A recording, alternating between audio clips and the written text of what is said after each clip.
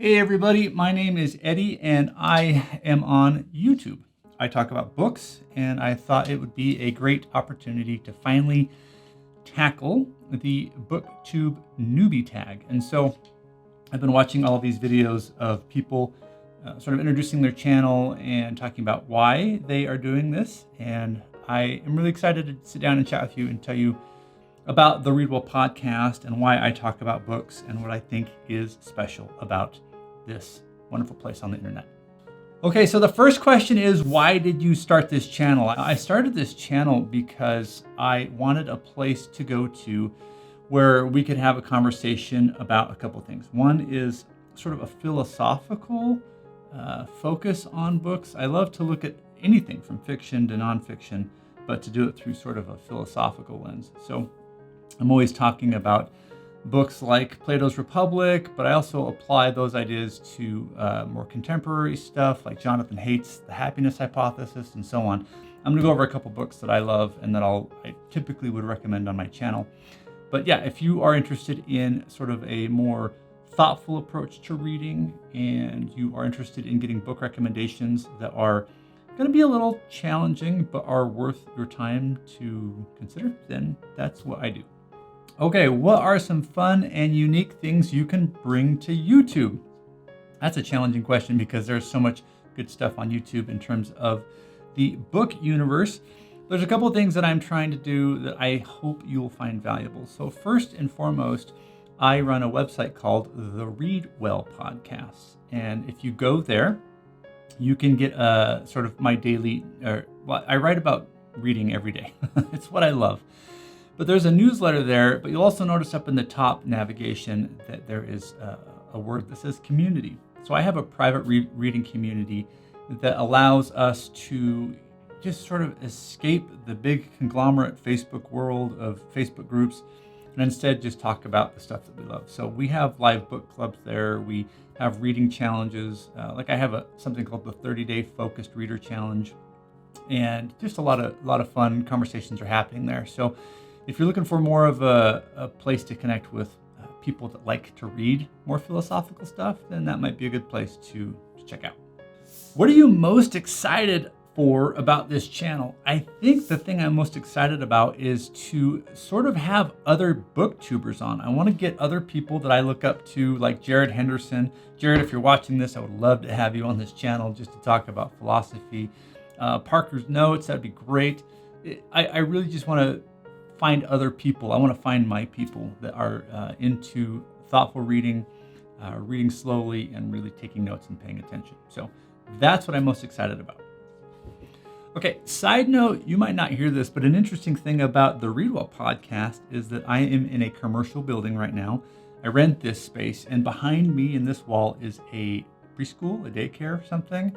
And so there are always kids singing and banging on the wall, and I can't stop it. These little, I don't know if you can see these cubes right here. Those are soundproofing cubes. They're not there for design, although they look nice. But they're there to deaden the noise of the preschool music that is just always blaring through the wall. Sometimes you get to hear kids singing about dinosaurs. Why do you love reading? Okay, this is a good question. So I love reading because it's a really great way for me to change my worldview. I don't have it with me, but I have a little. Actually, let me go grab it. Okay, this is why I love reading. So I've got a little notebook here that I keep some of my thoughts in, and it's all stickered up. One of my stickers on here says, "Don't believe everything you think." And then another one on the back says the word philosophy. And then scratched out below that says, "All your questions answered." Right, that's scratched out. And then below that, it says, "All your answers questioned." That's why I like to read books. I often think I've got it all figured out, right? I think I know something, and then when I read a book, I realize that there are other ways of seeing the world. I get to learn about people's viewpoints, people's culture. I get to just sort of broaden the horizons. I love that a book can do that. I like that fictional books can give me emotional intelligence. So we just got done reading Great Expectations by Charles Dickens in my book club.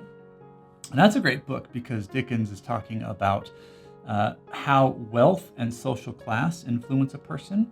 The main character's name is Pip, and as you watch this young boy sort of get, eaten alive by the wealthy society, it lets you experience that without actually going through it, and you get to learn from that a little bit. You get to wonder how you would handle that and how you would hopefully do things a little differently. So I like reading, not just for the stories, but because I want to try and apply the things I learn. In fact, in the reading community that I run, the Read Well podcast, there's a mantra that we have, which is to read slowly, take notes, and apply the ideas. So that is a big reason why I'm on this channel, is to sort of promote that way of approaching a book. The kids behind me are so loud right now. I don't know if you guys can hear this or not, but they are having a great time. And so, sometimes I want to go over there and just sing some songs with them. So the next question is, what book series got you into reading? Let me grab the book. All right, here is the book that got me into reading. This is Treasure Island by Robert Louis Stevenson. My beautiful wife was kind enough to get me a super old copy of this thing. I don't know when this was published, a long time ago. You can see that it's like fantastic. So when I was 8 years old, my family decided to take me on a fishing trip because it was my birthday. And I loved fishing more than anything. And when my mom told me that it was going to be a 4-hour drive to get to the lake, we were going to rent a little cabin on the lake and fish. It was going to be a beautiful experience. I thought, this is great, but 4 hours in a car, what am I going to do? This was back in the 80s, so we didn't have, TVs or anything to keep me occupied, or iPads. So I walked down the street. 2 blocks away from my home was the city library. I went in and I asked the librarian, what can I read that would be interesting? I got to sit in a car for 4 hours there and 4 hours back. And she just kind of chuckled. And she walked me over to the adventure section. I don't know. And she pulled out Treasure Island. Now, it wasn't this copy, of course, but she pulled it out. And she asked me if I liked pirates and gold and treasure and all that stuff. Being an 8-year-old boy, I was like, yeah, of course I like that stuff. Anyway, I checked out the book and I brought it home, and I didn't think much about it. But then when we got in the car, I remember crawling into the back seat of the car and opening up the book thinking, here we go, this is gonna be a long, horrible ride. I got into that book and I lost myself. I completely lost myself. So much so that when we got to the lake, 4 hours later, my family's unpacking, I ran into the cabin and I snuck under the bed and I hid there so that I could keep reading my book. My mom found me a while later, but here's the thing. I didn't fish that entire trip. I stayed under the bed and I just kept reading that book. And then I got a chance to read it on the way home. That was the first time I really got to experience the power of a good book and how it's far more entertaining and far more interesting than watching television or, eating an ice cream cone, whatever gets your fancy. There's just something special about a book. So for me, Treasure Island is what did it. And if you haven't read it yet, go give it a shot. Okay. Wow, those kids are loud. They're screaming behind me. They're playing tag or something. I don't know. It's so much fun having a YouTube studio next to a daycare. The next question here is, what question would you ask your favorite booktubers? I mentioned Jared Henderson and Parker's Notes. There's a whole bunch of people that I love. But I think I like to watch their channels because they're very thoughtful in their approach. And I would love to ask them the following question. What skill set do you think is the most important for a new reader of philosophy? I love philosophy. Like I said, my channel has a philosophical bent to it. And I would love to pick their brains to know how they would teach a newcomer to philosophy, how to approach the material, how to think about it, how to not get overwhelmed by it, how to sort of be at ease with not knowing everything in the book. Because if you read Treasure Island, you can follow along with that just fine. The story makes sense and you're with it. But if you're going to read Martin Heidegger's Being in Time or something, you are in for a ride and it's going to be a mental challenge. So, of course, they wouldn't suggest, nor would I, starting with that book if it was your first time in philosophy. But you get the idea. I think there's a certain way to approach this field of study that makes it more fruitful. So that's what I would talk to them about. What challenges do you think starting a booktube channel will be the hardest to overcome? Well, I think the hardest part of being on YouTube is being real. It's really challenging not to like go into presenter mode, which I do sometimes. I think I feel like I'm on camera, and so I have to present a topic, kind of like, when you stand up at work and you have to give the PowerPoint presentation or something.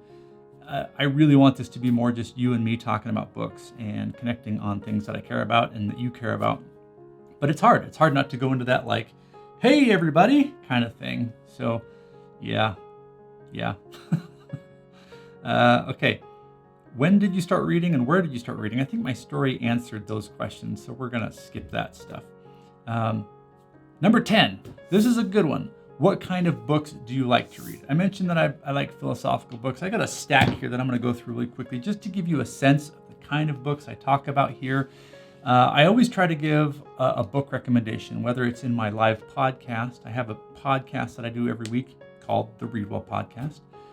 Whether it's in my newsletter or on a YouTube channel, I try to always give you a book recommendation that I've gone through meticulously and found it to be hopefully worth your time to read. So I have these in no particular order. We're just going to dig into them. So this is Letters from a Stoic by Seneca. This is a book that we read in my book club class. This is a beautiful copy, by the way. It's like black on black. This is really, really nice. The material here is really easy to get into, and if you're new to philosophy, this is a great one to start with. Yeah, this is just awesome. Thich Nhat Hanh, he's a monk often described as the happiest man on earth. I wrote a little book called How to Eat. He has others. I think there's one called How to Walk, which I have up on my bookshelf here. The point, though, is that he's teaching you how to be present when you're eating a meal. And I think that is very philosophical. I love Eastern philosophy. I love Western philosophy. I love as much of a diverse exposure to philosophy as I can get. And this approach to life is really, really cool. So if you want to learn how to be more present, check that out. How to Eat. Good book. Cornel West, Race Matters. So Cornel has a really great master class on philosophy. That's how I got into his work. This is a really fun man to listen to. He's incredibly educated. I can't remember what school he teaches at, but it's definitely one of he's Harvard. Yeah. He graduated magna cum laude from Harvard University, and now he teaches philosophy at Princeton University. This guy's put together. He knows his stuff, and he's just fun to listen to. He's fun to read. So go check out his masterclass if you want to start there. More, Ikigai. This is fun. This is just a really quick read on the art of doing. So if you're interested in using your time to live a healthy life and a fruitful life, then Ikigai is a really good way to go. Beautiful book too.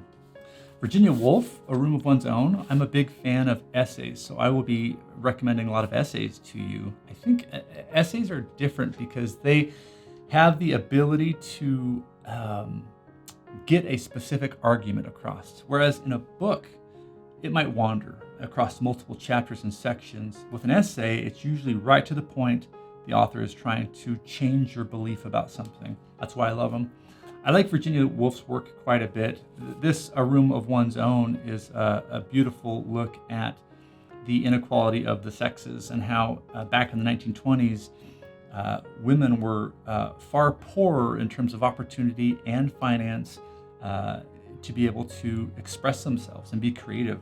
So she's making an argument here that women have just as much right to have a room of their own is the message here. That they should be able to make enough income and have a place to go and write and create, just like the men did at that time. It's great. Narrative of the Life of Frederick Douglass. This is probably the most impactful book I've ever read, especially because I love to read. This is the story of a slave. Excuse me. This is the story of a slave who didn't see himself as a human being. He was property. He was owned by a master and was ripped apart from his mother at, I think, 12 months of age, and was taught that he was worthless. And he ultimately did what was illegal. He taught himself how to read and write through some really clever means, which he talks about in this book. But through the process of reading and writing, he started to get into some books that taught him the value of human life and what it means to be human and to be a person. And he realized that he wasn't property, but that he was worth something. And because of that, he made his way to the north, escaped using his talents, and became one of the greatest orators of all time. So this is a really great book in terms of the power of reading and how it will affect your life. Two more. I mentioned The Happiness Hypothesis. This is Jonathan Haidt. He's an alumnus of Yale University. I like contemporary books that have a philosophical focus to them because it brings all of that complex thinking into today's actual thinking and makes you, or gives you the chance to walk away and go, yeah, that makes sense. I know how to apply that. This is a really good book. There's actually an analogy being given to you in the picture here. You've got an elephant swimming in the water, and there's a little man riding on top of the elephant. I won't ruin it for you, but the analogy goes way back to even Plato's day, where philosophers were talking about the division of your soul and how you are divided up between reason and emotion and all these passions and stuff. I'm gonna let you read the book to figure out what the elephant means and what the rider means. Very good stuff. The last one here is George Orwell, another book of essays. He is my favorite essayist. I love the way he writes. He's very authentic. He's happy to write an essay about how he wets his pants when he's a kid and how embarrassing it is, and it's just so human and so real. You know, he's got an essay in here called "Shooting an Elephant," which is horrible in its title and in its effect. But I love the essay because it makes you feel very human when you read it. You get to walk in the footsteps of this man who, through a couple of decisions, all of a sudden finds himself facing an immense amount of social pressure, and you can see yourself in that situation and go, geez, what would I do, right?